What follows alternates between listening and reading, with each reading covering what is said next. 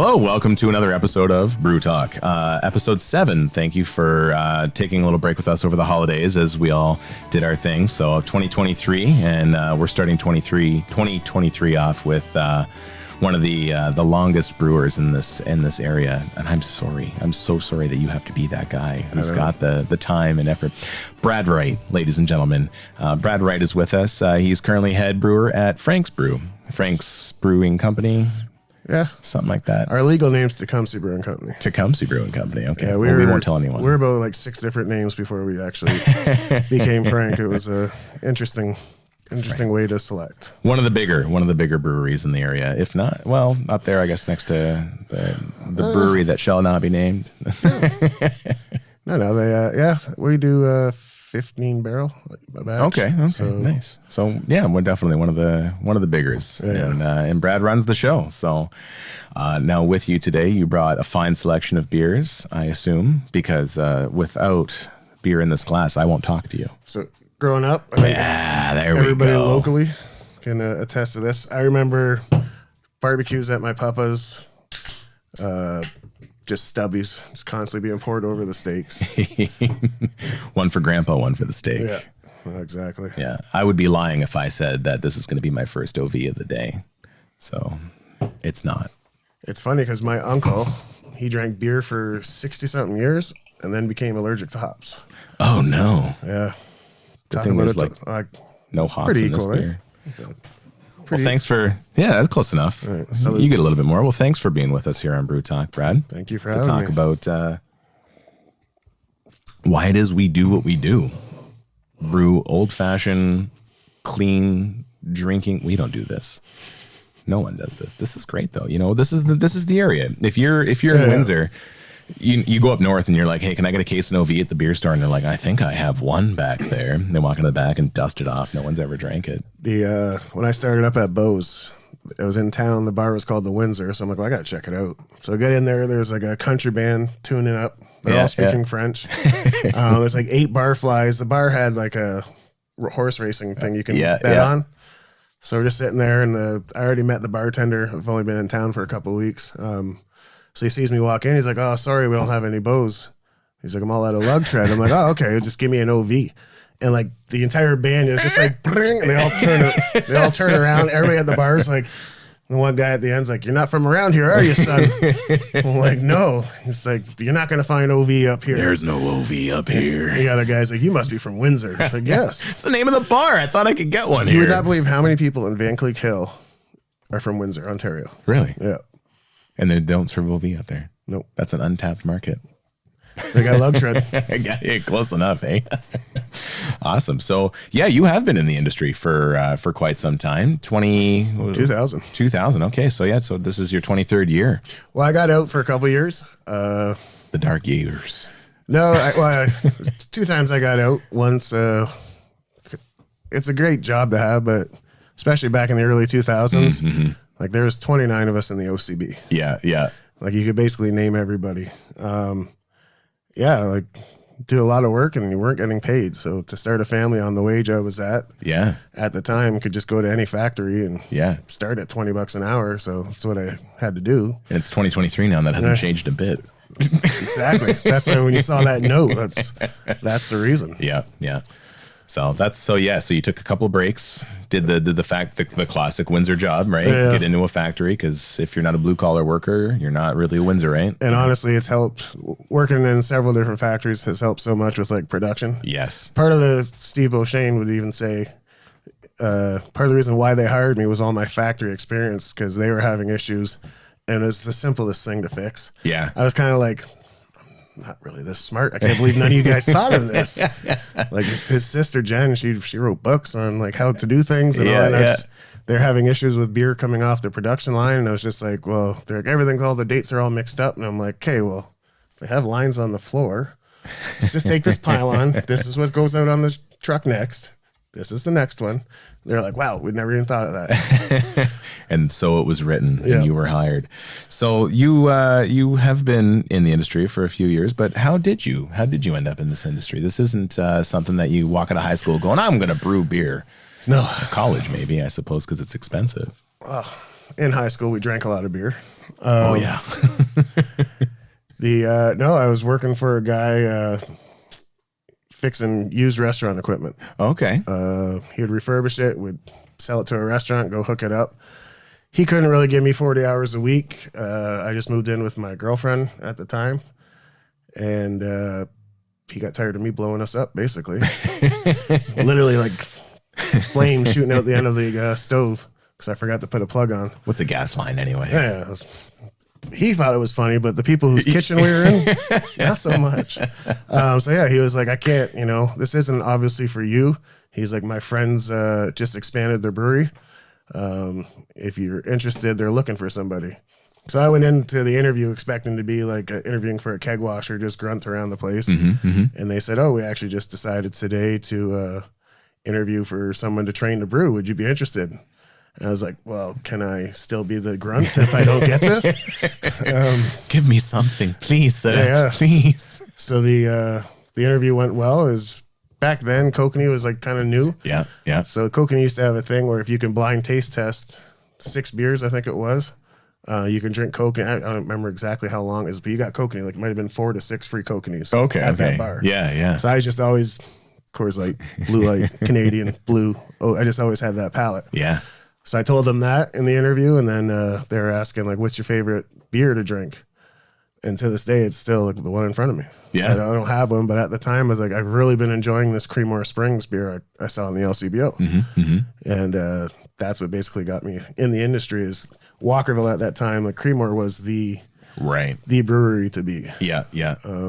So that's how I got involved. Nice, and that was in 2000. Yeah, I was lucky enough to train under some really good brewers over the years. Jason Britton was the first there at Walkerville. I believe he's at Cameron's now. Okay, yeah. So, yeah, followed my taste buds into the I say fun, but others in my life might say, Jesus, Brad. What are you doing, man? Wouldn't you rather be on the course? But hey, you know what? It has its ups and downs. It is fun. There's a reason why we do it. Some of us do it for the paycheck. Some of us do it because You get a paycheck? Yeah, right. You guys get paid? I don't get paid. Dave, don't answer that. Yeah. I just got a tab at the bar that gets cleared off every That's week. it. Yeah. He knows how to take care of me. But it's an industry to get into. Some of us started through homebrewing. That was not something that you did. You said homebrewing was like years later. Yeah. So at Walkerville, we had originally just the amber. The last version of Walkerville, not this one. One day I came in and Jason had this Bunsen burner out and the keg cut and the lid cut off, and I was like, "What are we doing?" He's like, "We're gonna design new beer today." So that was the day he designed the Walkerville Blonde. Back then, it was called. Yeah. And then we had those two, and then at some point we had another guy come in and he was like, "Let's cut this beer with D-water." So we just made club soda out of one Bright, watered down the blonde, and that became the light, and that won so many awards, that beer. I mean, isn't that the way lights are made? That's not how I make them. But hey, you know what? We're not the ones that buy our beer. We're the ones that make it, and the people that sell it, they tell us what we make, right? Oh, exactly. In an industry that is built around selling a product, there's only a certain point where you can say like, oh, but I really want to make this beer, or do I really want to keep my tanks moving, right? That's every beer designed at Frank is designed with this market in mind. Yeah. Like we have several light options, but yeah, the market dictates what you're going to sell. Well, that's it. Especially in a place that's making 15 barrels at a time, or Frank's size. You have to make sure that the beer you're making is going to sell, because unless you're stuffing it into a barrel, beer doesn't age super great, and you don't want a ton of it laying around. And when you're making a volume, you got to move that volume. The smaller places are great because they can experiment a little bit more. They make these cherry sours and things that will sell. And I'm sure you guys can as well. But again, like if you're making that volume of it, like that's a lot of beer to move. And you gotta make what sells. I get it. Well, like I was just saying before we came on, we haven't fired up our pilot system in forever. Yeah. It's just, we're so busy. Yeah. And that's good. Drums to have. Yeah. It's rewarding and it's depressing because like you just bust your hump for 2 weeks and you get the fridge is all full and you come in after like a long weekend. It's like Shit. You can swear on here. Fuck. Yeah. But you're right. Like, but at the same time, you know, that's what pays our bills too, right? Exactly. You know, that's my paycheck. So if I want to go in and stare at a full fridge next week and go, oh, damn, I guess I'm not brewing this week. Then, It's good problems to have. It is. That's like the saying right now at Frank. yeah. Good like- problems to have. You're busy. Yeah. You know, in an industry that sells, you want to be busy. I don't think we've shipped a full shipment to our out-of-town deliveries once in the last 5 months. Oh, it's supposed to be this many cases. Yeah, good problems to have, I guess. Yeah. Not enough time in the day, man. Yeah, no, it's Not enough bright tanks. definitely not enough bright tanks. Not enough fermenter. Like we're over capacity already. Yeah. We can't add anything else until There is no room. have to Start putting them on the roof. take over the parking lot. I don't know. Yeah. You could be like the big guys and just get the 100,000 liter tanks sticking outside. Everyone loves that. Look at the big tanks in the background. Yeah, because that's what you want to do is fill a 100,000 liter tank. Not that much, but at Bose we had like when I got hired at Bose, it was to stop the brewers from working 24/7. Yeah. I wasn't there long, just over a year, and I think we worked 24/7 almost the entire time I was there. Yeah. Like it was just as we got caught up, it's like, all right, well, we're expanding into here. Yeah.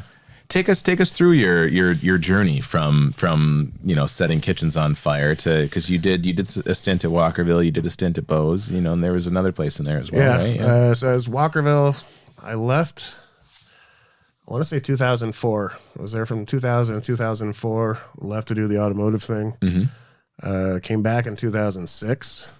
Kind of realized I drink more beer working in an auto factory. Like, and people, you know, I have a lot of respect for guys that work in the auto plants. Like people say, oh, lazy, you try it. Nope. Like just try it. Try being able, you know, and I'm not saying anything not to put, like, it takes a specific person to be able to shut your brain off. Yeah. I don't know if it's ADHD that I have, but I really struggled with that. Yeah. And that's why it's like, well, I'll just have one beer at lunch. Yeah. One beer at lunch turns into 2 beers at lunch, turns into a beer in the cooler. And, Liquid lunch. yeah. So Honey, can you pick me up from work? exactly. But so I was at there. I ended up going back to Walkerville. We ended up going into receivership in 2008.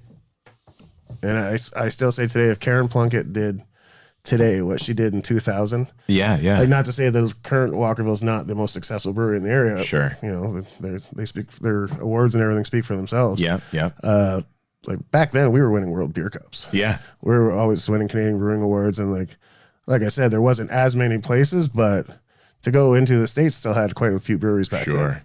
So to go into the World Beer Cups and place there consistently, it was it's like, okay, maybe we do know what we're doing here. Especially because we've always been so behind, I suppose, from the States. You know, the States have always been able to just in the, you know, because Canada's known for their beer. You know, we've always had that, like, hey, we've got all this great beer. We over got here. 5 to 6%. That's right. We got the high octane stuff. But you know, the States, you know, with the old stuff, the Sierra Nevada and all these big names that started this craft beer boom. So we weren't stuck drinking.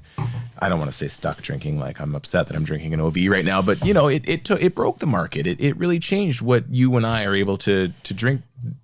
The fact that we can make these weird sours and all this stuff, and they sell and people will buy them, like that never would have existed if all this stuff didn't happen.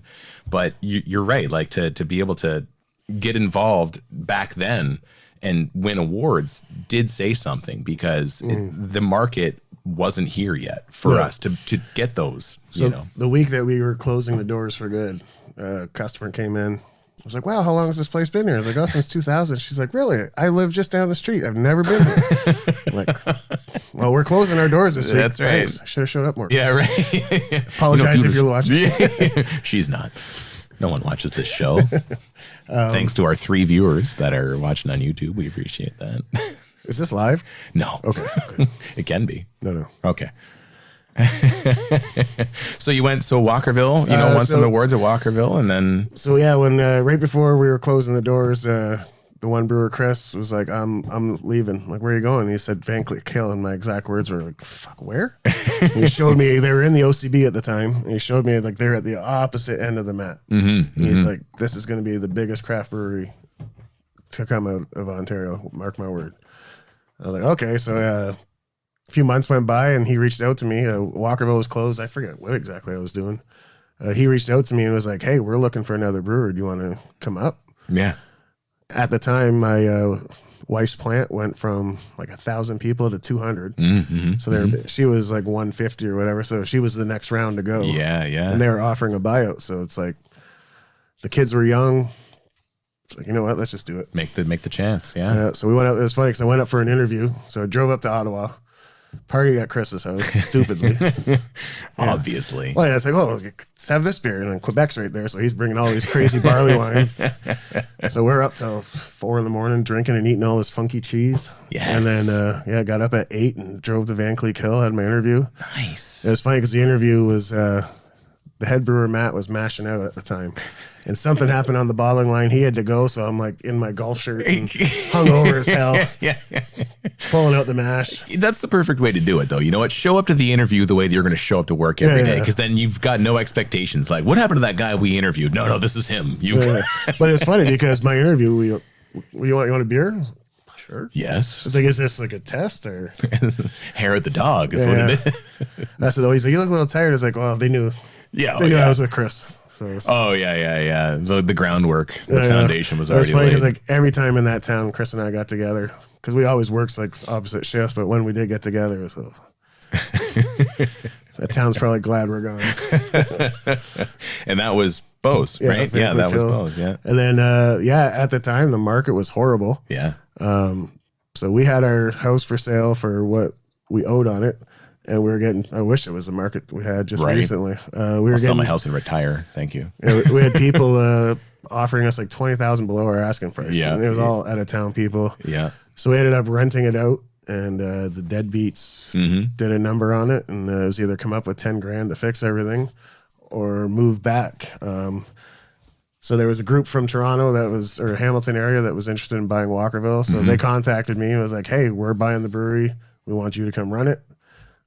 Here's a contract we'll give you. And it's just like, perfect timing. Yep. And away we go again. It was like as soon as we just got everything, because we first moved into a farmhouse. Okay. And it was interesting to go from the city of Windsor to the town of St. Eugene. But I got pulled over by a police officer and he corrected me. Literally, like you drive into town, it's the Deppeneur post office. There's a little chip truck that has like the best poutine ever.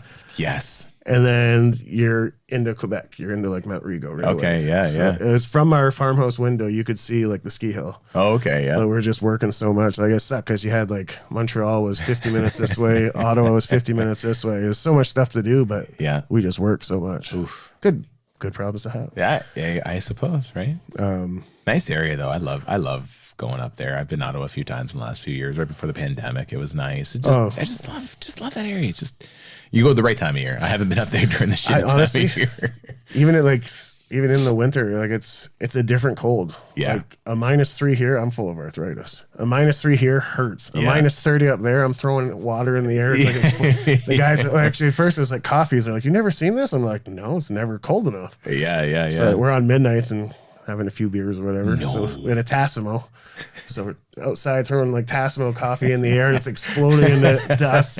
And after like me wasting like 5 coffees, they're like, "Hey, Brad, it works with water too." Like, oh, you could just put hot water in there. It's like 50 cents a pod. So I'm just like, oh. This is cool though. Yeah. Can't watch TV for this cheap. Yeah. So the move back here, the Toronto guys ended up getting into a fight and not signing the lease. Oh, okay. Yeah. So I was kind of left in limbo. Thank God for Mike Berkovich. He kind of saved my ass. Yeah. My wife just started up at school at the time, and it was kind of like I got offered to go somewhere else, and it was like my wife just started school. I can't go back across the province. Yeah. And he was like, "Well, what?" I showed him my contract, and he was like, "I'm like, they still owe me like $7 grand." So he's like, "Well, your car's dead, you know." He's like, "Here, take that minivan right there. You have a young family. That minivan's yours." And he's like, "Here's a check for," I forget what he gave me. Right. Save my bacon. Right, yeah. So I will always have the most, nothing but the most utmost respect for Mike Berkovich. Yeah, nice. Yeah. And then it just didn't work out with the person that came in. We'll leave it at that. Well, actually, that's when Baudouin's fuck Mike Baudouin. Fuck Mike Baudouin. I'm sorry, Mike. I love you. I don't. I hate you. No, so he used to always come around. Yeah. And we used to always just talk beer, and he was very passionate. You could see his passion back then. Yeah. Back before he was the beard. Yeah, he was just a skinny little guy. I've heard this story of the Michael, the before times Michael. Yeah. The polite Michael. I don't know. The beard, the beer and the alcohol changed that guy. This is good. I love this. So he used to come by I'm and gonna get a text tomorrow. literally weekly, and just so. He already outed himself. He said that he just kept showing up to you guys, and he's like, I'm not leaving till I get a fucking job. So to give like I said, Berkovich used to have me come in. His lawyer was telling him like, don't let that fucking guy in there. He's gonna get hurt. He's gonna sue you. And Mike's like, nah, I'm held like I can't do that to the kid. Yeah. It wasn't really a kid, but so call him a kid. It'll make him feel good. He would literally fucking have me go in there every week, and I would do like test brews with just water. Yeah. Make sure all the pumps and everything are working, clean everything down, and every week he would pay me. Yeah. And so Baudouin would show up, I think a couple times with beers or whatever. We'd just shoot the shit. So when the person that came in that ended up opening, I was like, listen, I'll say this. Things went, and I was like, listen, if you want to go in another direction, just let me know. I have a family I got to take care of. I will gladly teach whoever how to work the equipment. I just need a heads up. Yeah. And I'll just leave it at that. I wasn't given that heads up. Oh, yeah. I was just kind of, things started looking like I was getting let go, and I kept bringing it up. The door is and locked. I was like, I told you, I'm being a man to you. Yeah. I'm willing to help you get this going. Just let me know. So as things, he's like, well, just draw me a flow chart, how everything works. So I was like, well, do this, close this valve. So if he followed my flow chart, which I heard he did, they would have compacted the bed. So apparently they went through 3 or 4 brews before they had to call somebody else in to figure out, because something's wrong with the flow chart. The guy didn't know what he's doing. That's exactly what I did.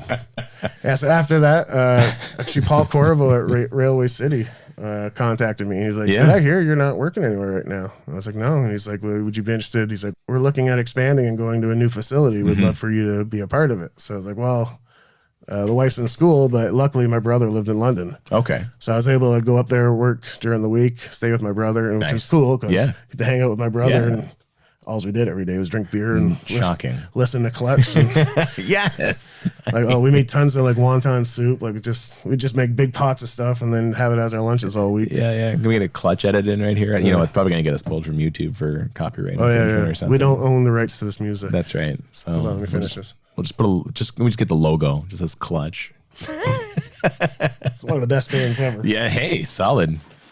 All right, second brew. What got me the job at Walkerville, I believe. There it is. I'll let you do the pour. All right, yeah, no problem. So we got the Creemore premium lager here. Yeah, so I went out to Railway City and started brewing out there. They wanted me more for production supervisor. Okay. But yeah, it was just a cool year of driving back and forth. It got to be a bit much, young kids. Yeah. Once you realize Dad wasn't around as much, it tested Mom's patience, you could say.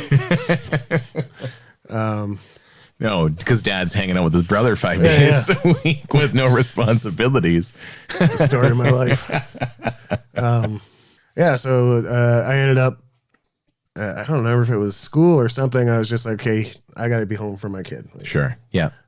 So I stopped brewing on that up there, and I just became a sales rep for Railway. Yeah. And I was just doing odds and end jobs. And then I didn't know, I ended up at Chicharo Club.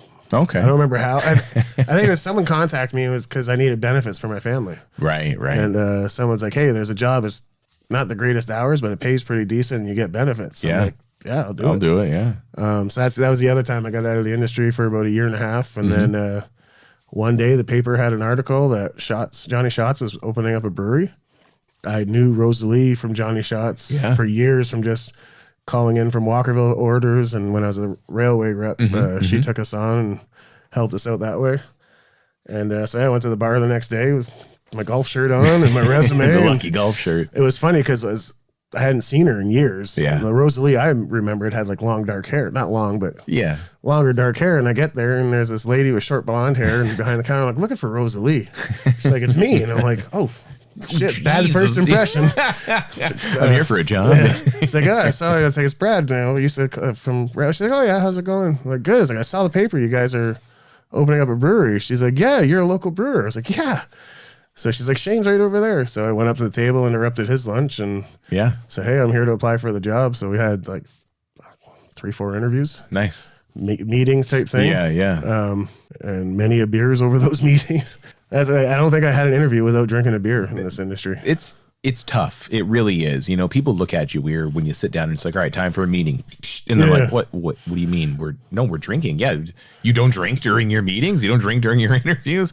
The funniest is because like I'll go once in a while, I'll go play hockey on a Saturday morning or a Sunday morning. All the guys, you know, it's 8:30, 9:30 a.m. Everybody's getting off. I'm like, psst. Yeah. Like, what are you doing? I'm like, well, what are you doing? Yeah, this is a regular Monday to Friday to me. Breakfast. That's right. So I'm usually 3 beers deep by now. You get used to it. I have a saying that I say every day at work, and I don't know if this is just me telling myself that it's okay, but it takes beer to make beer.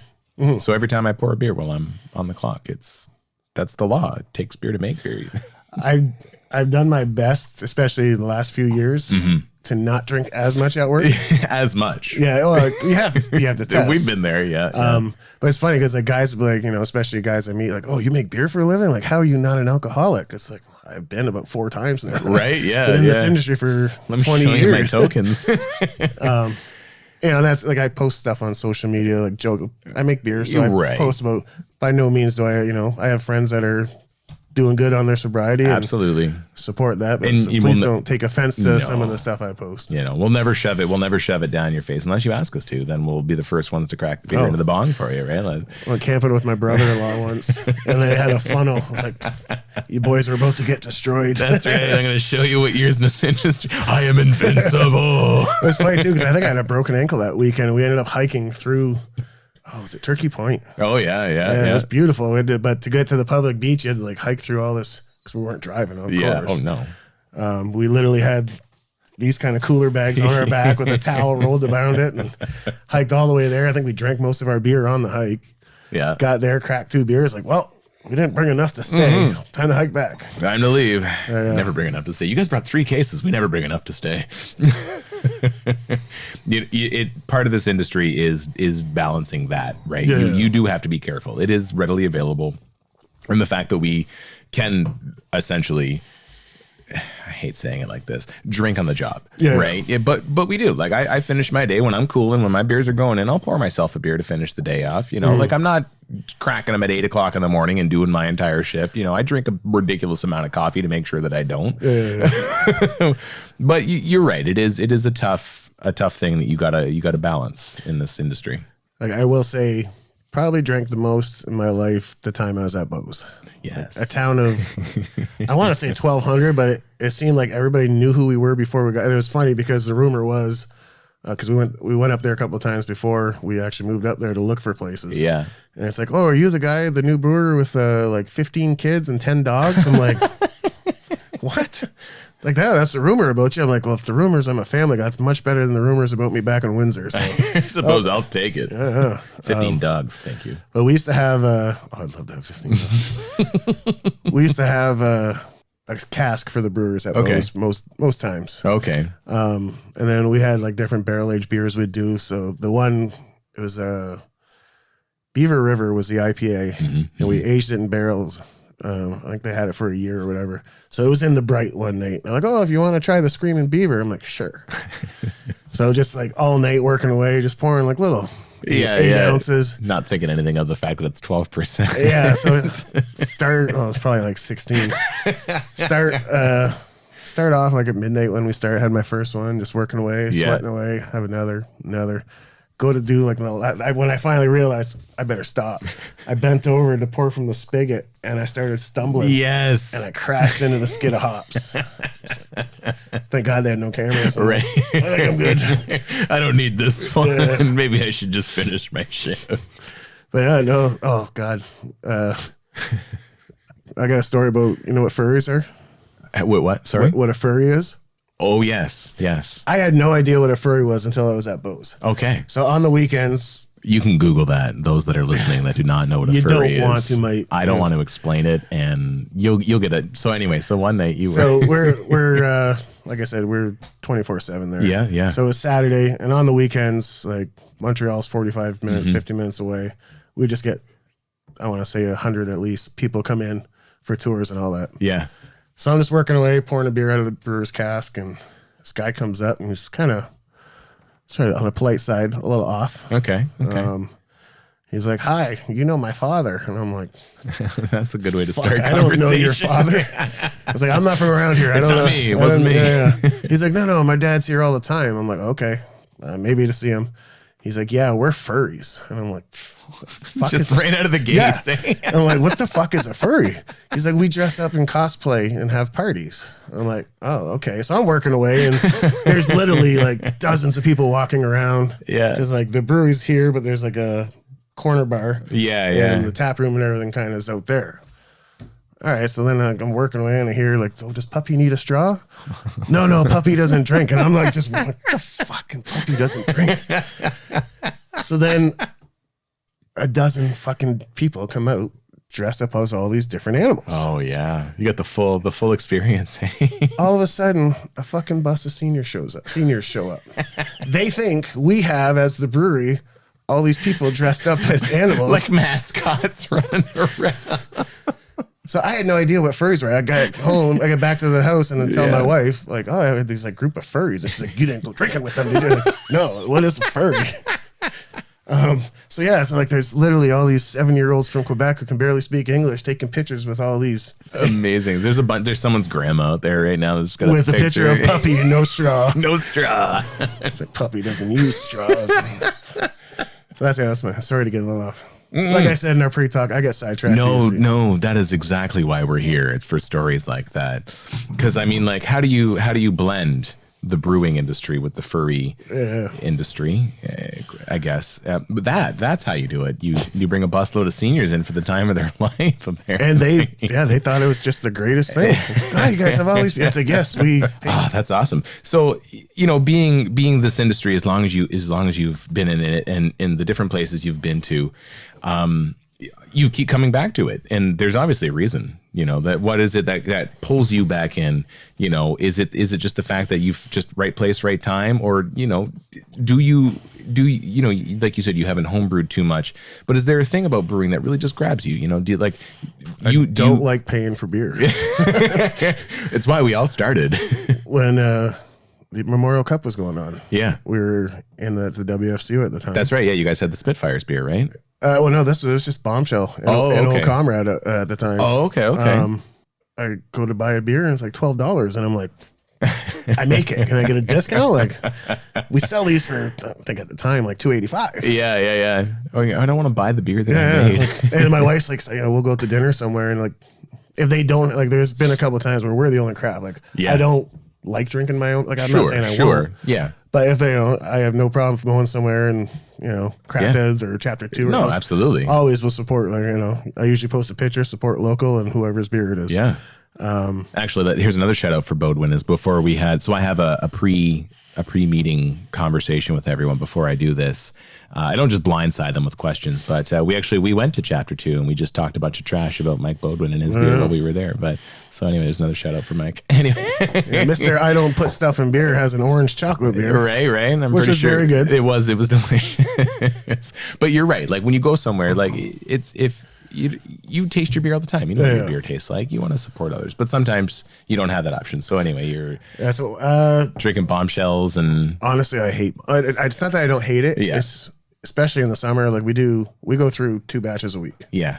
Like I'm bombshelled out. Yeah. You've had it. It's been there. So. And it's I'm not trying to toot my own horn. It's a good beer. Yeah, it's fantastic beer. But yeah, I would prefer not to. If I'm somewhere and all I have is Bombshell, it's like, well, I'll probably get an OV, to be honest. Absolutely. So, but yeah, why I'm in the industry.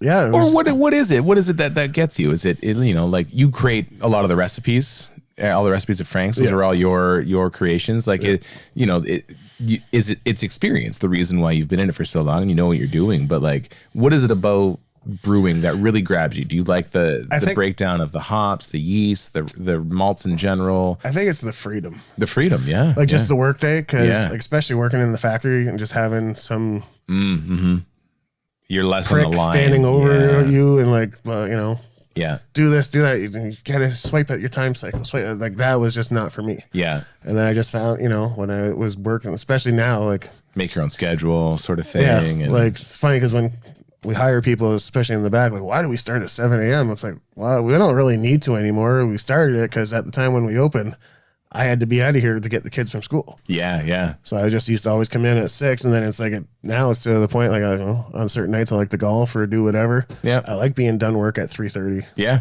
You know, well, Usually, most days. yeah. But that way, like I can have a beer at work and go to the bar, have a beer if I want to do something. Because like on days where it's, you know, there are days where we do long days and we get done at 6, and it's like by the time you get home and showered, it's like, did nothing today. So that's your grab. It's a good day to day. You know, you make your own schedule. You crank the tunes. You just kind of you're not stuck on the line, right? People at work probably hate Deftones for how much I listen to them. Deftones and Clutch on full volume the whole time. Some Slipknot. Nice. Hey, you know what? You're head brewer. This is my car. I'm driving. I let the other I let Shane 2.0 put on he's in a band. So he listens to like exclusively independent rock, which is good. Yeah. Shout out to Shane. Yeah. But yeah, there's sometimes like he'll have on a thing and I'm like, this is, what genre is this? So just shut up and enjoy the music. I'm like, all right, yeah. We're listening to the whole I'm album. a lot older than him too, so I'm not into like the synthesizers with, you know, some of the stuff he puts on. What's the one band I like that he listens? Pup or Pop Evil? No, Pup. Oh, Pup. Yeah, they're pretty interesting. Okay. I don't know if they're punk. Okay. But he said to me at one time, like, Pup, I think it's Pup or Pep. Okay. Sorry if they're We're getting yelled at for them. We're gonna get angry emails I'm gonna have to answer now. Yeah, like I don't mind some of their songs. Like I never used to listen to Cage the Elephant, but because working with them, listen to the Cage the Elephant. Yeah, it's funny because I was actually having dinner at the bar before I came here, and Cage the Elephant came on. And I'm like, I actually know this song. I'm not that old. Yeah. Never mind all this great. That's awesome. So I guess, you know, you enjoy so much that, well, I enjoy it makes your workday tolerable, that you kind of have that freedom to do what you want to do. But, you know, for someone who's been in this industry as long as you have, if you had some solid advice for, you know, there's a lot of home brewers out there that might want to make this their next step, you know, trying to get into the industry. If you had to say to someone today, like, if this is what you want to do for a living, what would you say? Two parts to that. Like if you're a person Heavy question, I know. Well, if you're a person that like really likes beer, and really passionate about it and like really want to follow through, and then yeah, you know, if you can get the banking. Yeah. Like it's not easy to open up a brewery. Yeah. Oh, even opening up a brewery, that's a whole other aspect. Just someone who just falls into the industry, you know, like showing up and not going away until they hire you sort of aspect. A Baudouin. Yeah. Honestly, I would say don't. Yeah. Right now, especially with, I don't think this area is as saturated as you're seeing in Toronto. Like everybody's getting bought up by each other. And it sucks because we were up in Toronto. We were supposed to party with a guy from the one brewery. We're at the Brewing Awards. His beer won. Yeah. But he found out that morning, right after the purchase of his brewery, that they all lost their jobs. Oh, jeez. So it was somebody from the purchasee or the purchaser. Yeah. That was at the awards, kind of just quietly went up and took it. Yeah. So it's like, oh, luckily the guy's a good brewer, so he got hired again right away. Right. But like you're seeing this competitiveness. And I get it. Like when you get to that kind of volume and that saturation in the market, you're gonna have some overlaps. Yeah, no, absolutely. But like right now, like I said, I ran back in the day the old version of Walkerville. We ran that and we were making like $14.50 an hour. Yeah. I know what the online course for Siebel is because I took it. Yeah.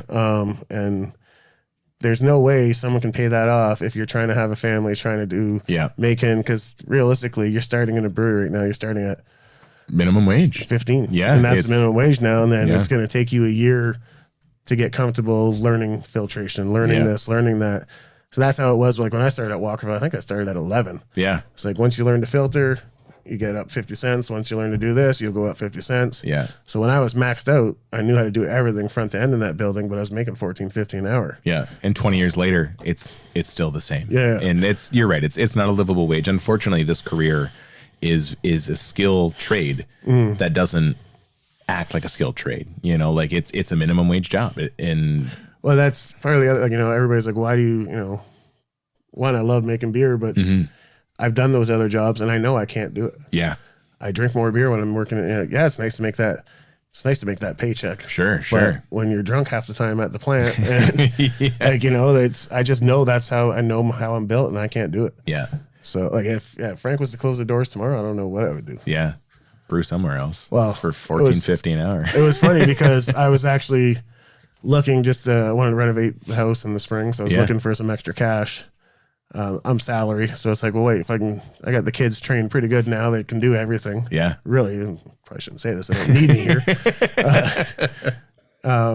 It's like if I can get them in there and I can go do a part-time gig on weekends just to make extra cash to do the renovations I want.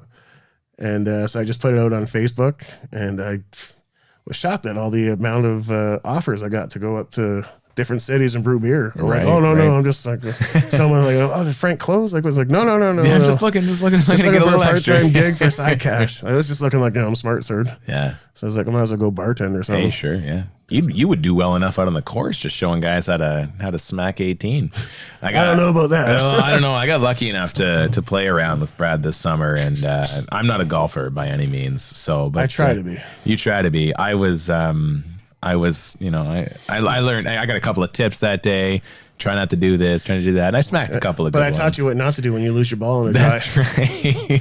So, I've told that story so many times. So Brad he's got these balls that his kids bought him for Father's Day or something, and they're bright red, and they're these fantastic. He's got about 6 of them with him for the day, and it was the worst day. It was raining out that day. And I think your first or second drive of the day, you lost one, and you were like, "No, I'm not dealing with this. I'm not losing these balls today." So we're on, I don't know, hole 14 or 15, and he's on his last one of the day, and it lands down in this dried bed. Thought was dry. Yeah, we thought it was dry. Like this lake bed that there was no water in, and it's in there, and you can see it. You can see there's a pallet. Like a wooden pallet down there, and he climbs down this hill and he jumps in this pallet, and his ball is it's right there, and he takes one step forward, and like you went balls deep going for your ball. Like it was this mud goes, his leg just sinks all the way down. It was more clay. It's clay. He's walking around. He's got clay dripping off him the rest of the day. He's driving on the next hole, and you can see his one leg is gray. It was a good day, though. It was a great day. That was fun. But yeah, no, you smack a mean ball there, Brad. I'll give you that. I've lost many a golf balls learning how to do that. Oh, that's fantastic. So yeah, no, but you know what? Hey, if you got to get up and, honestly, to tell you the truth, the idea of bartending, I've never bartended. It's just, I myself, I haven't been in this industry long. I'm new into it. So I've started behind the scenes and working my way forward, but I don't know. I probably just have this like weird thought that if I want to be on the front, I would love to talk about the beer that I brewed or talk about beer. I mean, I run a fucking podcast about beer. I guess I like talking about it enough, but at least I can pick who I'm talking to. Yeah. When you're at a bar, you're stuck talking to different people. But the idea of being up there and being able to discuss the craft, it's like when you make a big meal for your friends and everyone sits down and you want to talk about how long you stood over the smoker making this prime rib that everyone, you enjoy it, right? Mm-hmm. You're proud of it, and you want to share that. Not everyone's like that, but I think for me, the idea of you're just like, fucking give me a paycheck, man. Yeah, just give me a couple of bucks. Yeah, Don't talk to me. It was literally just look for something quick. Yeah. And then so luckily, a buddy of mine I play hockey with actually was like, oh, go ahead. Okay. There. A buddy of mine contacted me and was like, hey, I saw your thing. You ever thought of reffing men's hockey? I was like, no.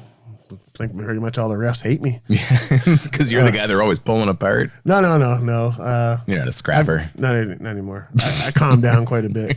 Well, no, I played on a team where we won a lot, and when we lost, it was always the ref's fault. And you let them know. No, I was several of my teammates. Yeah. So it's funny. So now I'm on the other side of it, and I see it. Yeah. And it's like, oh, there's one team. Just as soon as there's about 10 of us refs. Just we look out, it's like, fuck.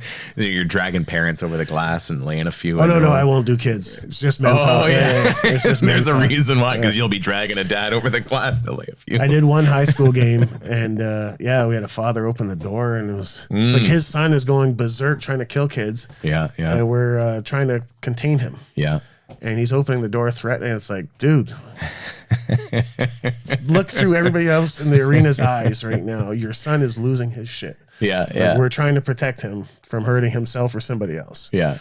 You can't, man. It's like, oh, dude, the guy, the person that had him is actually like 60 something years old, and the father is younger than me, and like yelling at the guy. I'm like, dude, just close the door. Just close it. Yeah. There's certain people that shouldn't be at the arena watching their kids. Yeah.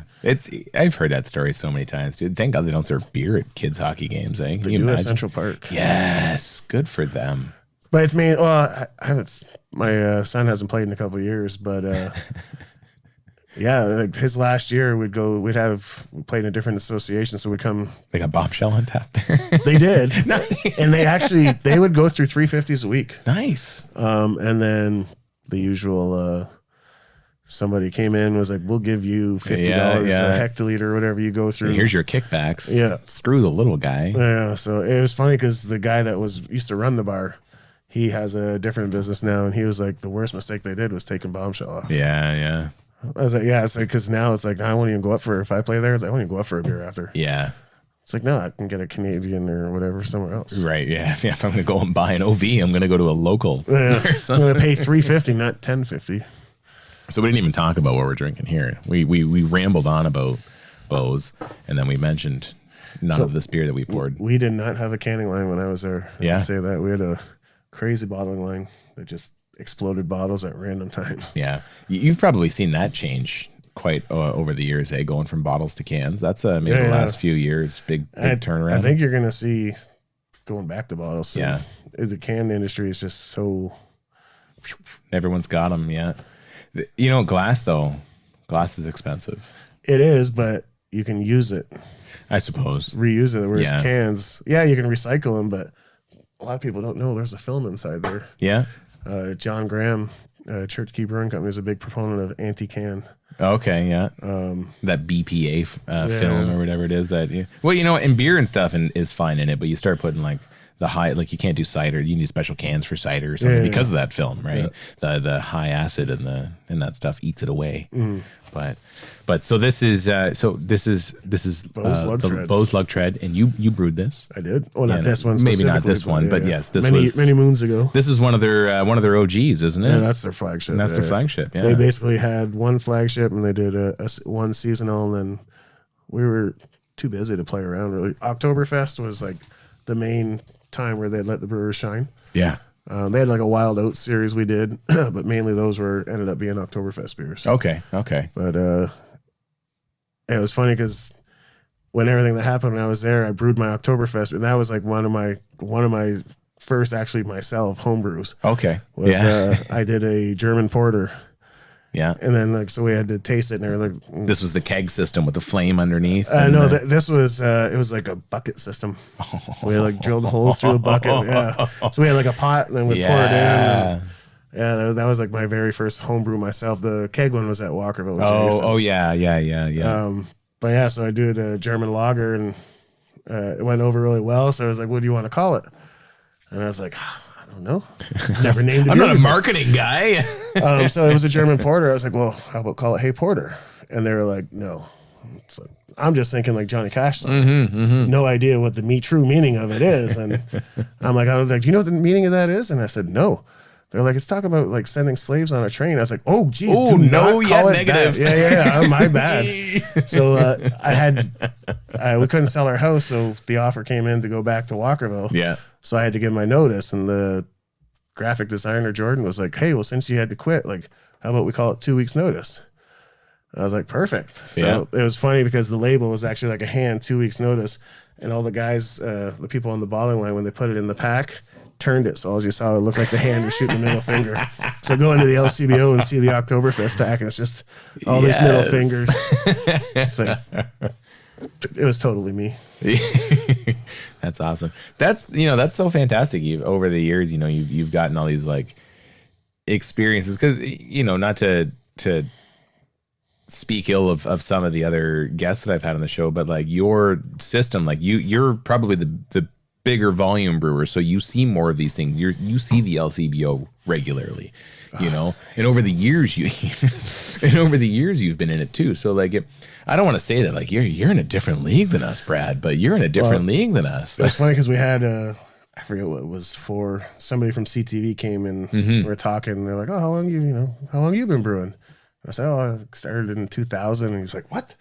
So he was like, oh, can I do a feature? I'm like, no. Like, this took me a lot to. God, I had to. You don't know what I had to do to get this man on the show. It's funny because like when we opened at Frank, I'm like, take my picture off the website. I like looking out the tap room and watch everybody enjoy it. Like I don't want it to be about me. Yeah. That feels good though, right? Seeing people out there enjoying.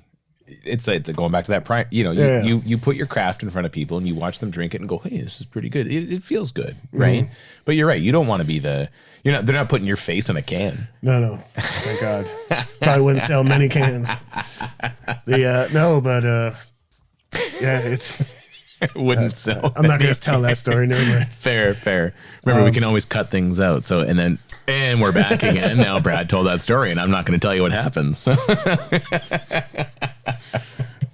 So you've one of the things that I do here on Brew Talk is I talk about dogs. Yes. I love dogs. I love everyone's dogs. I have had the displeasure. I look at a couple of your guests differently now that I know they don't have dogs. They don't have dogs. I've had the displeasure of interviewing people that don't have dogs. I'm still happy that they're on the show, but God damn it, if you're going to be on the show, brewers out there, get a dog. Yes. That's what matters. If you don't have it, no, that's wrong. Cats are fine. But it's funny because I grew up with both. Yeah. And then we had a cat when the kids were young. My daughter was young, and the thing was insane. Yeah. We rescued it from like a wood pile way out in the back of Cottam, and this thing was just fucking running upside down. We had a wicker shelf. He used to run upside down inside. It was just insane. We'd be in the shower and like he'd open the curtain. He'd be like, Rah! Jesus, like what cat is this? I'm 100% sure my house is haunted, and that cat used to play with the ghost. Like it was, you would see him like he's playing with somebody. But yeah, so the idiot cat's using the Ouija board. The idiot, when the door would open, would try and run. So I got home from Walkerville one time, and my neighbor came up and was like, I think I got your cat. I'm like, oh, where is he? Underneath the garbage bag next to the curb. I'm like, oh. Walk over, and I'm like, I'm a sucker for animals. So instantly I'm like, oh, stupid fucking cat. I'm like digging a hole behind the shed. He's still there. Nice. Yeah. Well, and now he's probably haunting you there as well. So now we have a kit. Well, he's 2 now, Hoagie. It's another cat. Yeah. Yeah, I have Barry. Barry's Barry. Well, I don't want to say we rescued Barry. I think he had a pretty good home, but the couple was senior. Sure. Yeah. She had some health issues. Mm-hmm. So we backtrack. I had a dog, Stuart. Can't forget Stuart. But got me through a lot of personal trials. Been there with you. Personal support dog. When it seemed like everybody in my life was, in my own opinion, looking back, obviously, my family loved me, but yeah. I wasn't the best person in the world, you could say. But Stuart didn't care. Yeah, he was always happy to see me, and like we got through so much together. And then so we had to put him down right before his birthday. Oh, yeah. It was funny because when he got sick a few years before we put him down, it's like, all right, I'm gonna spoil this dog. Yeah. So he's gonna have the best life. So when it is time, you get a McChicken, and you get a McChicken, and no, we're buying like crazy. This Barry has expensive dog food too. It's like grain free, like it's $100 a bag. Yeah, absolutely. And Barry eats like 3 times as much as Stuart does. We could probably give him some garbage stuff. I see him eating shit all the time on the walks. Here you are eating garbage stuff. Like, I want to eat good too, Barry. I'm a brewer. I can't afford this. True story. So we ended up putting him down. So I was just devastated. Like I said, I was like, I'm gonna spoil this dog. So when it comes time, it'll be better. Yeah. I just made it worse on myself. Yeah. So literally, it was 8 months after we put him down. I was still crying. 2-3 times a week. Just stupid things like. Yeah. That's Barry's favorite bone. Or not Barry, Stuart. This is Stuart's favorite bone. I still have it. Yeah, absolutely. It's with his ashes. And it's funny because Barry will see it. I'm like, that's not yours. I draw he's wearing Stuart's harness. I draw the line at the bone. Yeah. But so a post comes out, and somebody actually, I can't remember who sent it to me. And it was like this. Her name's Trish. It was the daughter of the woman. Okay. And it was like several pictures of Barry, and it was like blah blah blah. I don't want to put him through like multiple homes to foster him. Like I want to find a family for him. And then somebody else sent it to me, and I'm like, fuck. It's like that's a sign. So I showed it to the wife, and she's like, this house needs a dog. She's like, you haven't smiled in 8 months. You need a dog. Yeah. And so it's funny because she regrets getting Barry's. Barry's 100. Like, he's fine when I'm not around. Yeah. But when I'm around, he's, it's. Yeah. I liked his picture. Yeah. Where's Dad? Play with me. I liked his picture last night you posted on socials there. Little Barry's face on the table. We done. That was breakfast the other day. Oh, yeah. I didn't post it. We went for a walk last night. We always do the same walk twice a day. This branch fell. I think I posted about the branch falling in a storm months ago. Yeah. Fucking same branch has been there for months. Yesterday, 15 minutes on this fucking thing. Just chomping away. And I'm like, oh, dude, stop. Like, it's cold. I want to go watch the hockey game. Just, he's had that stick's been there forever. There you go. There's a monster branch. Let's give a show to. Let's get some Barry here. We'll get a nice close up of Barry with his giant stick. And he tried bringing that home. He was just like, this is my branch now. He did try. So this morning we took this one. So this one was with that other one, and I took it around to the other side of the park, and he dropped it. And then this morning, as we're coming up on it, he's like, "Oh, where's my branch?" He fucking starts laying down with it, like he's twirling, and I'm like, "Oh, dude, that's my branch." I'm like, I gotta get going. Come on." So I'm late so many times for work because this idiot's chewing on a stick for 20 minutes. Luckily, right now, I'm not the boss, but I could text. Yeah, I'll be there in a little bit. I could text 2.0. Hey, something came up with the kids. Meanwhile, I'm taking pictures of my Yeah, there you go, Shane. Next time Brad texts in and says something's busy. He knows usually by the time I get there. Yeah, because you show him a bunch of pictures of Barry. Look what Barry was doing 20 minutes ago when I wasn't coming into work. Yeah, so he takes up most of my time now. That's but yeah, awesome.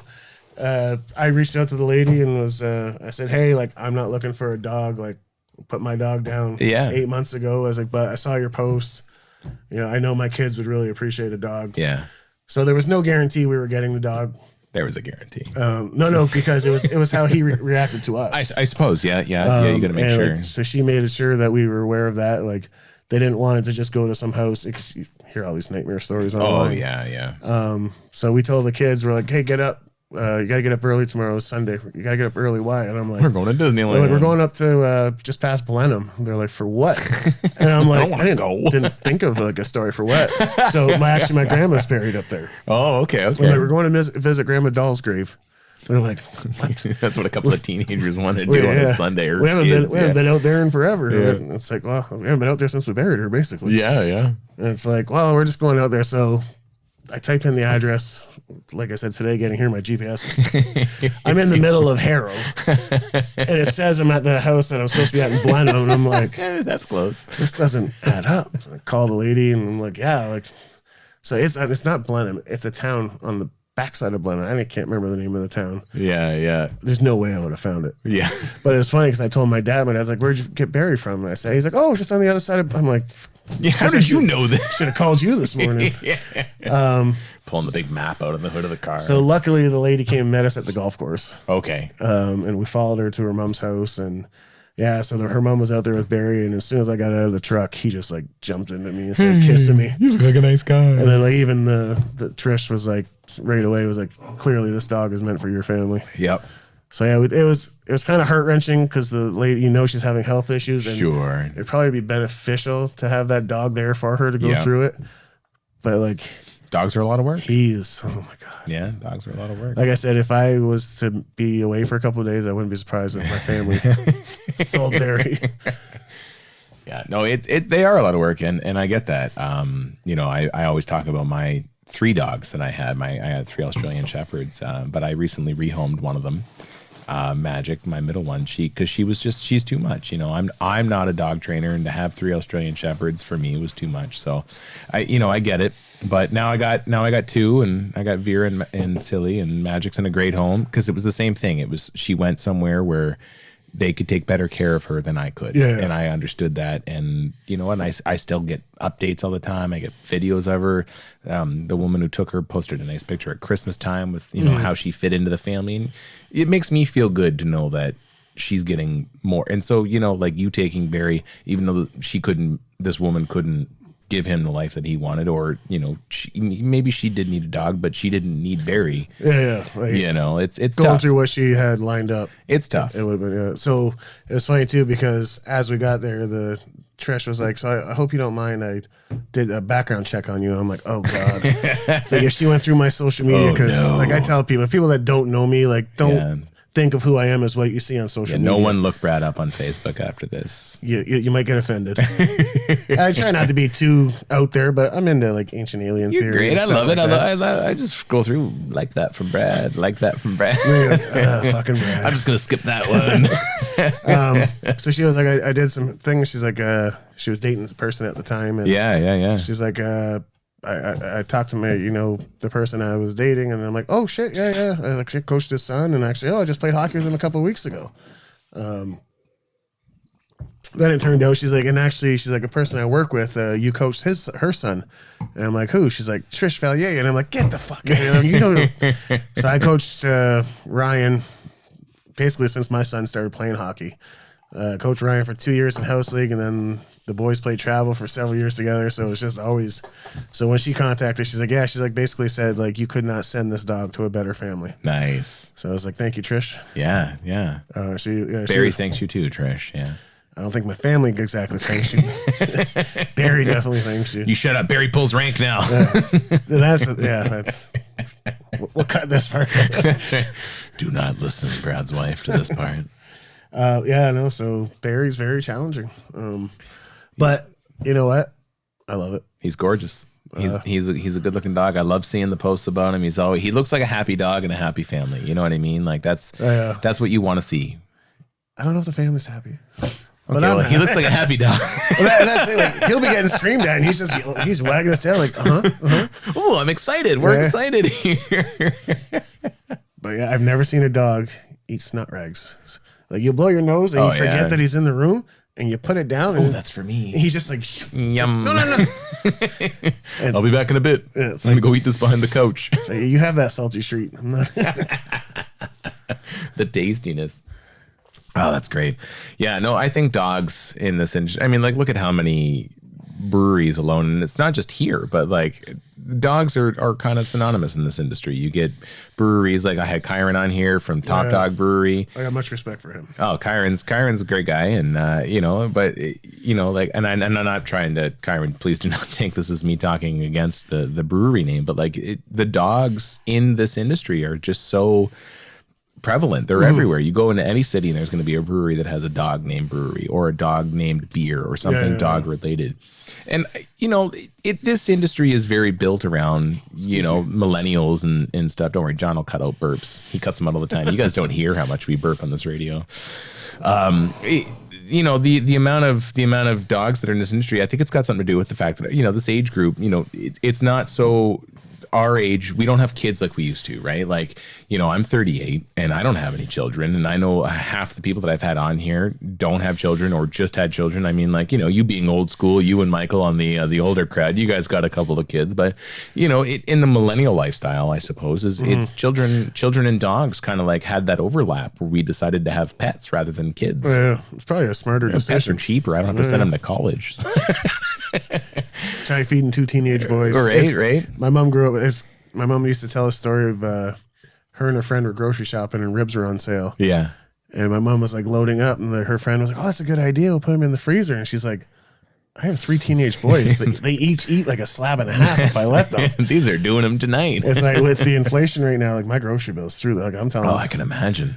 Like a 17 and a 13-year-old. It's funny because the 17-year-old Alex has got to be 6'2", almost 6'3". Unlimited food intake. The 13-year-old eats more. He'll eat. He'll go upstairs to his room. He'll come back down 5 minutes. What are you doing? I just need a snack. I'm hungry. Yeah, it's like, dude, you're not hungry. You're bored. But Barry still eats better. Barry eats. Barry's the king. Yeah. It's funny because like I'm gonna have craft dinner tonight, and Barry's gonna eat the keg. No. Well, so we don't give him milk bones. I dehydrate sweet potatoes. Yeah. Nice. So it's just I've had 2 dogs with cancer. It's like, okay, well, try just being extra clean with this one, and hopefully he doesn't get. And it makes a difference because, like, you think the food that you and I eat goes through regulations, right? There are regulations for human consumption that doesn't exist for dogs. No. So like, not to like knock on brands, Lactose Bone. We won't we won't name it. He just said it, but like you don't know what's in those, and there is no regulation. And if there is, I'm not familiar with them. But you can't give dogs junk and not expect them to not respond as if they've been given junk. Cancers and other things that come with all that Barry stuff, had a right? milk bone once and got like ridiculously sick off it. Yeah. So it's like that was before we got him. Right. So he was basically on this grain-free diet, and it's like, it's our old dog. We had grain-free food. Yeah. Basically, once he got sick, and it was quite expensive to keep him alive. Yeah. But it was worth it. And if anyone's takeaway from this is you've got two guys here who brew beer, and we care about high quality ingredients. Yeah, exactly. The highest quality ingredients for our dogs. Yeah, I'll put whatever into me. But. Yeah. I'll eat trash, but my beer, my craft, and my dog, they get the best. They live like kings, and well, those that drink our beer, you drink like kings and queens. Yeah. I say kings. I got two female dogs. They are queens. And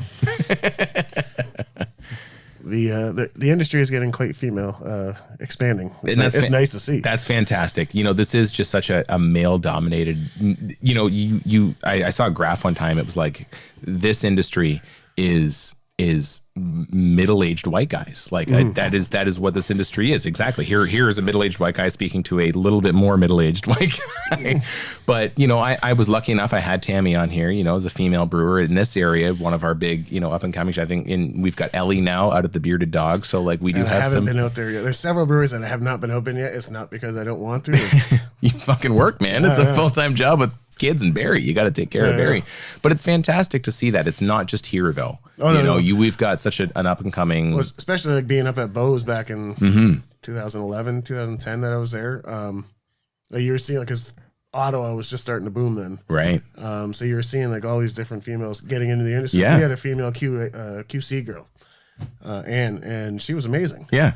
And like she said, she would love to brew. She's like, I don't know if I can lift the bag of malt. I'm like, have you ever tried? Yeah. You don't know unless you try. That's it. Yeah. But especially back then, like definitely down here was more male dominant. Sure. But once you got into like the Toronto areas and Ottawa and all that, you were starting to see several females getting involved and doing very well. And it's nice to see. It is. No, it absolutely is. And I know Tammy's Pink Boots project for 2023 is coming out real soon. So that'll be something to see. Yes, actually, I was just with Mac, and I'm sorry, I forget her name that works at Kingsville with Mac. Oh, God. He's Max. I don't know. Vanessa. Vanessa. Yeah. She was just at the Pink Boots meeting. Yes, that's right. Yeah. So it's like, have to let me know when this beer comes out. Absolutely. And I will definitely get some. Yeah. Vanessa was a part of that from Kingsville. Tammy. I think they're going to have to do a couple of brews because I don't know. It's going to be bigger. I hope it's bigger this year than it was last year. And, it's nice that the Grove's got the size now that they can make that happen. Because I know like a few of the other people, I was just listening to the conversation and it was, I think they're going to do more beer than they're going to have to do more beer than what they're anticipating because there's a lot of people that want to support that. Yeah, exactly. There's a lot of people that want to support the growth in the industry, everything about the industry, being that it is just such a middle-aged white guy, group. It would be nice to see more females, more anything. Give me that LGBTQ environment as well. Like this isn't we want everyone. Like it's not an all-inclusive group. Not just middle-aged white guys that drink beer. That's right. And that's like a lot of I don't want to say some negative stuff that probably shouldn't have come out, but you have to think like we don't look to make it a male dominant thing. Females weren't drinking beer when I started in this industry. We used to hold major parties at Walkerville before like what they have in there now. We used to like fit 200-300 people in there. Yeah. And maybe one out of all the females there would drink beer. Yeah, and that was the problem is she would walk in and she'd start drinking beer and everyone would look at her and go, what are you drinking beer for? So, they got scared away. But now you're right that this industry has just become so much more involved and non-inclusive where we can accept everyone in. Just like when someone comes in and orders a beer, we don't care what you look like, who you are, I just want you to drink my beer and go, holy shit, this is good. Hey, that means I did well. Exactly. And I want to drink your beer and I want to drink their beer and I just want to drink beer. Well, and be happy. We all do. One of the questions you asked me, like, what's my favorite beer? I don't have one. Yeah. Like this beer here. This is fantastic. It literally showed up at the brewery today. My boss went on a little field trip and stopped off in Niagara Falls and picked this up, and I was like, well, perfect time to try it would be tonight. There we go. And this is a Counterpart Brewing in Niagara Falls, and it's a blackberry, raspberry, mango, orange, watermelon sour.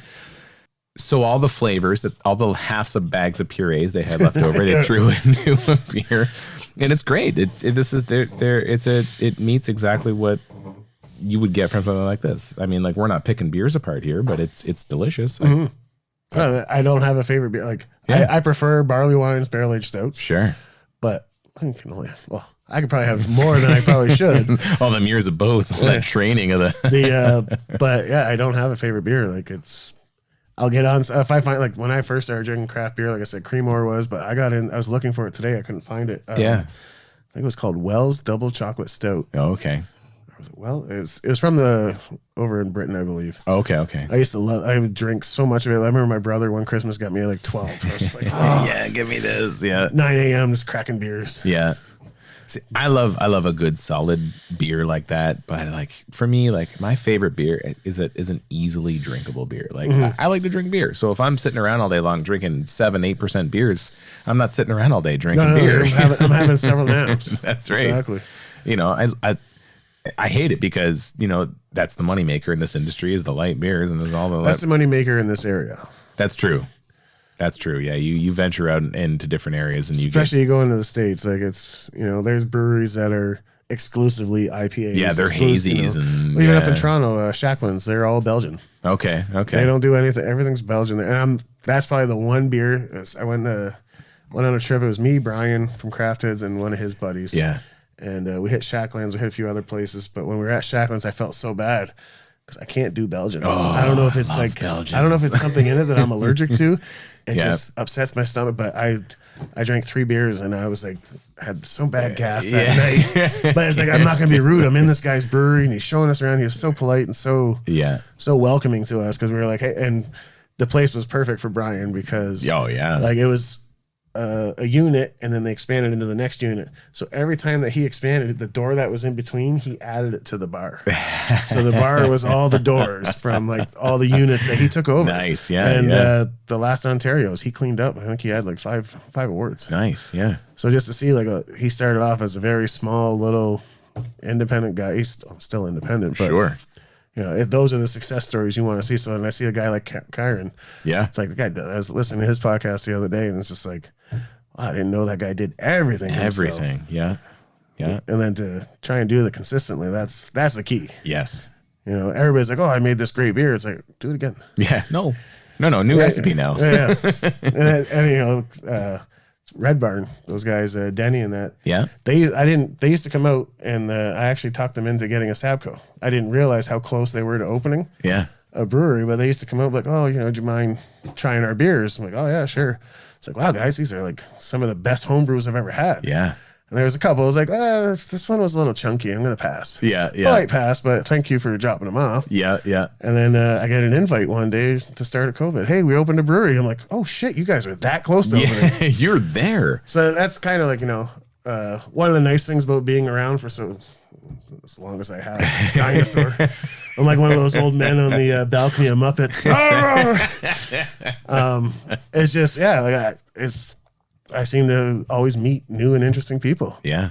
You know, and I love everybody that's going to bring me a beer. I want to start getting you and Michael to be like those two guys. Every episode at the end of the podcast is going to be the two of you just talking trash about it. Yeah. Michael and I can talk a lot of trash. But yeah, no, that's fantastic. So with that, you know, you say like you met these guys that always being in the industry. You know, this is a question that I like to ask everyone is, where do you see the Windsor Essex and further, like, where do you see our breweries growing? I mean, like, you know, we are kind of oversaturated right now, and there's more of us popping up day in, out, day out. I don't think we are. No way. Okay. Like, I think we're locally, you're not going to see much more in the LCBO. Yes. That's one of the things I dislike about my job is because we're such a big system, we're trying to always get LCBO listings. And when you don't get them, it's disappointing. It's like, we just had one that, to me, it was probably our best beer we've ever produced. Yeah. And it got turned down. Like, my boss told me, I'm like, fuck, what the hell? Yeah. Are you kidding me? Like, that beer, of all of our beers in there, that beer should have fucking got in. So it's like now, and then the other part of me is like, fuck, thank God it didn't get in. Yeah. Because like we talked, it's like, if this gets in, we're cutting this beer. Because now you got to meet production. Yeah. Cause like, Bombshell, like I said, in the summer, we brew 2 batches a week, sometimes 4. Yeah. Sunshine is a very good sell for us. We're brewing that 2 batches every 2 to 3 weeks. Yeah. Smooth Operator just won an award. We're brewing that now every like 2 to 3 weeks. Yeah. Like double batches, 30 hex. We're maxed out. Yeah. So if we were to get another listing, I'm just, it's my boss, he's always like, if need be, we'll find a way. That's the one thing I like. Like when we opened, we delayed opening so many times because like little things would come up. So if you've ever been in there, the brew house is on one side. So that part used to be the ambulance depot. And where the brew house is used to be the apartment. Originally the brew house was on the other side. Yeah. And that was going to be where the tanks were. So when we decided to switch it, they did a core drill and the cement was only this thick there. Everywhere else where the ambulance is parked, the cement was this thick. Yeah, yeah. So Shane stopped everything and like, I don't know how much it cost. Yeah, that's a lot of concrete. Poured the whole back half of the building. Yeah, but you know what? Do it now before you get all the tanks sitting on it, right? Well, and that's what he said. He's like, I'd rather just do it now. We'll delay opening and then because the cement company was like, well, we'll just do a curb here. You can have the brew house there. And Shane was like, well, no, because where the ambulances were, the slope was like this. Oh, okay. So it's like, well, if we're doing this anyways, that fridge is never leaving that building. That was the first thing we built. So that fridge is cemented in that walk. It was funny because when we built that walk-in, I'm like, do we really need a walk-in this big? Another stage you're probably squeezing through. At the old Walkerville, like we only had 2 brews, so yeah. But like we never stacked them on skids, but we used to stack kegs like 5-6 high, right to the roof. Yeah. And it was just like we knew which dates. Like if someone was to walk in that old fridge, they'd have no idea what it was. But as we worked there, we knew, okay, we're pulling from that pile today. Yeah, yeah. So with this new one, like now it's like, fuck, we need a bigger fridge. It's not enough room. Yeah, like being on the bigger side of things, it's definitely like we're not as big as we were at Bose. Yeah, that's for sure. Yeah, Bose was 24/7. We're still doing like in our slow times 2 to 3 brews a week. Okay. Like this is kind of like my favorite time of the year because the holidays rush is over. Like, we had a sale. Oh God, Black Friday. We're still catching up from it. Yeah. Like I'm just like I don't even maybe I got it in an email, but I saw it online. I was like, what? Oh my God. I can't come out tonight. I'm working. Yeah, yeah. So we're filtering. Yeah, working again. And then it's definitely interesting. That's why I have so much respect for Kyron. Like to be able to do it consistently on a smaller system. Yes. And like for the whole Essex County thing, like I could see a lot more people smaller opening up. Yeah. Because as long as you have, like, especially from what I've been, several people have contacted me, like, from what I hear, there's 2 more opening up in Bell River. There's a group looking to open one in LaSalle. There's a group actually, when my son played in Essex the one year, there was a couple of people talking back then, like it's 2-3 years ago. Yeah. About putting a brewery in Essex. So there's a group that's looking to do one out there. Yeah. New one in Harrow. There's several others planning to opening up in Windsor. Yeah. So I don't think the market's saturated. And then what you're going to see is basically those that, I don't want to say don't produce a good beer, but don't maybe produce a consistent product. Yeah. Or a product that's geared to the marketplace. Yeah. I maybe you're not going to see them last. Yeah. It's great if you've got like a niche product that you want to make, as long as that's not your money maker, right? Yeah. Like if you've got other overhead. If you're opening in this area, you have to open with a fizzy yellow. Yeah. Realistically. Yeah. If you want to make money or something else. Yeah. Something that's very, I don't want to say light, maybe light in alcohol, but yeah, maybe not even beer. You know what I mean? Like maybe that's not your focus, but you're right. Like the industry I think can afford a few more, but I think the market share is small. Yeah. Like you have to come in, you got to do it right, and you got to do it right away. So because that's like when a lot of the places started opening up, because I think we were the 3rd or 4th open.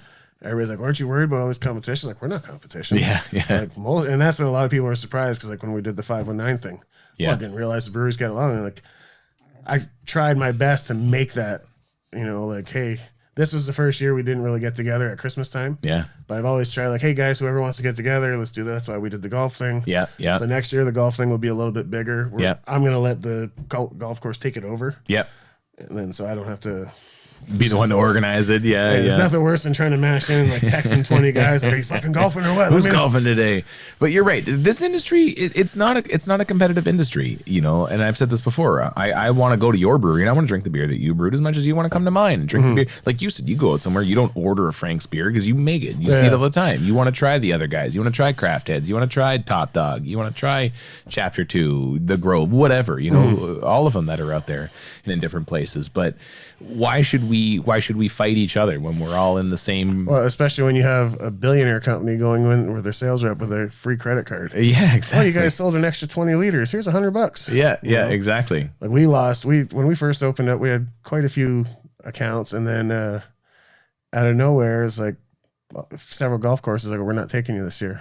Then you go out there and they all have like the big names. Yeah. They have all these umbrellas and stuff. It's like, there's no way we can compete with that. Yeah, yeah. Like, we would be bankrupt at trying to put that many umbrellas, that many different things in there. You can't do it. You know, marketing isn't something that they spend money on so people know their name. Marketing is something they spend money on so people think. When they think beer, that's the name they think, right? So. Last. All right. Oh, we're going to finish with this. Absolutely.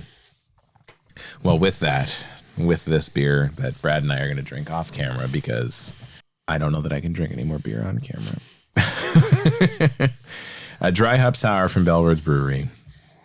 The Jelly King, the Jelly Series, the Plum. This is the only one I've tried to get several times. It was sold out pre-holidays, so they must have replenished. Beautiful. But to get back to like the industry thing, I think that you're going to see like the company that I'd like to see like where they are in 10 years is Wolfhead. Yeah, because I think the next big thing is craft distilling. It is. And I've seen them. They're perking up in a few places. Like when I started in the industry, wineries were just booming everywhere. Yeah. And where people are like, why are you opening up a brewery? Or why are you working at a brewery? Go get in a winery. It's like, I think brewing's coming up. Yeah. It's a different game though too, right? Like I know a lot about brewing and I know fuck all about winemaking. Oh yeah. So. That's what's funny. Like people are like, do you know how to do this? It's like, no, I make beer. Yeah. I know how to drink wine. That's right. I can drink wine. Unlimited nights of the year, I'm allowed to drink whiskey. One night a year when I don't have to go home. Actually, this holiday, I was allowed to drink whiskey 3 times. And I had Wolfhead coffee whiskey all 3 nights. Yeah. Hey, there we go. So shout out to Aislinn, who was episode 2 from the old Wolfhead Distillery. She's no longer there. She's moved on. I think she's at Cottage Springs. Is that the name of the distillery up there? I don't know. That's where you're at, Aislinn. You know, shout out. Cheers to you. Cheers to you. And well, cheers to us. We're gonna drink this beer and call our wives and girlfriends for rides home after this episode. But Brad, it's been an absolute pleasure having you on here on Brew Talk. I loved hearing you tell stories and ramble on about the good times and the bad times. Probably a list of stuff that we did not get. That's okay. You know what? There's lists of things that have never made it. There's going to be a later series we're going to call Brew Talk After Dark, and that's where we're going to get real dark. I've mentioned it before, but it hasn't happened yet. I don't get the funding for it. Also, looking for sponsors. Anyone who wants to sponsor an episode of Brew Talk, give me a call. But again, Brad, thanks very much for being on here. It's been a pleasure having you. I loved hearing the stories from the OG, one of the OGs. Thank you for having me. So cheers. And our glasses are empty. We'll cheers anyway. So, and cheers to everyone else for watching. Thanks a lot, guys. Have a good one.